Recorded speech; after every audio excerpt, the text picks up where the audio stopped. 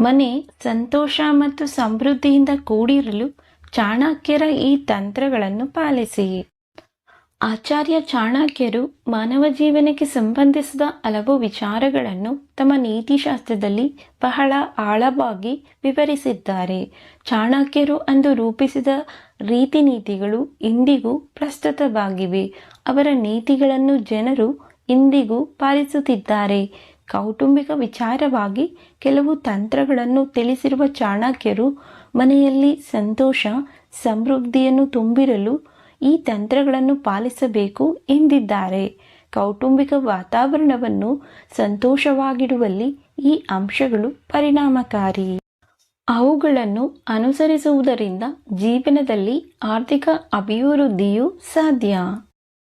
ಸ್ವಯಂ ನಿಯಂತ್ರಣವನ್ನು ಕಲಿಯಿರಿ. ನಿಮ್ಮ ಮನಸ್ಸಿನ ಪ್ರಚೋದನೆಗಳು ಮತ್ತು ಭಾವನೆಗಳನ್ನು ನಿಯಂತ್ರಿಸುವುದು ಬಹಳ ಮುಖ್ಯ. ಈ ವಿಚಾರದಲ್ಲಿ ಶಿಸ್ತು ರೂಢಿಸಿಕೊಳ್ಳಬೇಕು. ತಾತ್ಕಾಲಿಕ ಭಾವನೆಗಳು ಅಥವಾ ಆಸೆಗಳಿಂದ ಮುಳುಗುವ ಬದಲು ತರ್ಕಬದ್ಧ ನಿರ್ಧಾರಗಳನ್ನು ತೆಗೆದುಕೊಳ್ಳಲು ಸ್ವಯಂ ನಿಯಂತ್ರಣವನ್ನು ಹೊಂದಬೇಕು. ಇದು ಮನ ಎಲ್ಲದರ ಶ್ರೇಯಸ್ಸಿಗೂ ರಹದಾರಿ. ನಿರಂತರ ಕಲಿಕೆ. ಜೀವನ ಪೂರ್ತಿ ಕಲಿಯುವ ಮನಸ್ಥಿತಿಯನ್ನು ಅಳವಡಿಸಿಕೊಳ್ಳಿ. ಜ್ಞಾನವನ್ನು ಪಡೆದುಕೊಳ್ಳಿ.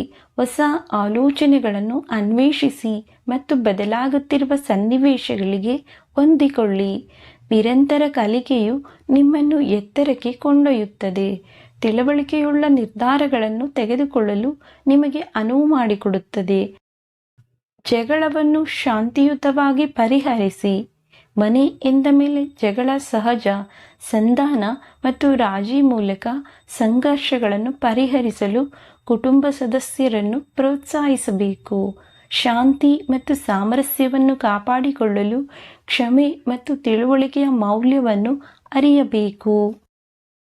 ನಿಮ್ಮ ಸುತ್ತಮುತ್ತಲಿನ ಜನರ ಬಗ್ಗೆ ಎಚ್ಚರ ಇರಲಿ. ಜೀವನದಲ್ಲಿ ನಿಮ್ಮನ್ನು ಕೆಟ್ಟತನಕ್ಕೆ ಪ್ರಚೋದಿಸುವ ಜನರಿಂದ ಸದಾ ದೂರವಿರಿ. ಸ್ನೇಹ ಅಥವಾ ಸಂಬಂಧ ಯಾವುದೇ ಆಗಿರಲಿ, ಸದಾ ಒಳ್ಳೆಯ ದಾರಿ ತೋರಿಸುವವರ ಜೊತೆಗೆ ನಿಮ್ಮ ಸಂಪರ್ಕವಿರಲಿ. ನಿಮ್ಮ ಪ್ರಗತಿಗೆ ಅಡ್ಡಿಯಾಗುವ ನಕಾರಾತ್ಮಕ ಪ್ರಭಾವಗಳನ್ನು ತಪ್ಪಿಸಿ.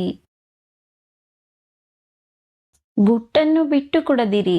ಗೌಪ್ಯತೆ ಮತ್ತು ವಿವೇಚನೆಯ ಪ್ರಾಮುಖ್ಯತೆಯನ್ನು ಅರ್ಥ ಮಾಡಿಕೊಳ್ಳಿ. ಸೂಕ್ಷ್ಮ ಮಾಹಿತಿಯನ್ನು ಅನಗತ್ಯವಾಗಿ ಹಂಚಿಕೊಳ್ಳುವುದನ್ನು ತಪ್ಪಿಸಿ, ಏಕೆಂದರೆ ನಿಮಗೆ ಅಥವಾ ನಿಮ್ಮ ಕುಟುಂಬಕ್ಕೆ ಆಗದವರು ಅದನ್ನು ನಿಮ್ಮ ವಿರುದ್ಧ ಬಳಸಬಹುದು ಅಥವಾ ನಿಮ್ಮ ಆಸಕ್ತಿಗಳಿಗೆ ಹಾನಿ ಮಾಡಬಹುದು. ಸ್ನೇಹಿತರೆ, ಈ ವಿಡಿಯೋ ನಿಮಗೆ ಇಷ್ಟ ಆಗಿದ್ರೆ ದಯವಿಟ್ಟು ನಮ್ಮ ಚಾನಲನ್ನು ಸಬ್ಸ್ಕ್ರೈಬ್ ಮಾಡಿ, ಲೈಕ್ ಮಾಡಿ, ಶೇರ್ ಮಾಡಿ. ಇನ್ನಷ್ಟು ವಿಷಯಗಳೊಂದಿಗೆ ಮತ್ತೆ ಭೇಟಿಯಾಗೋಣ. ಧನ್ಯವಾದಗಳು.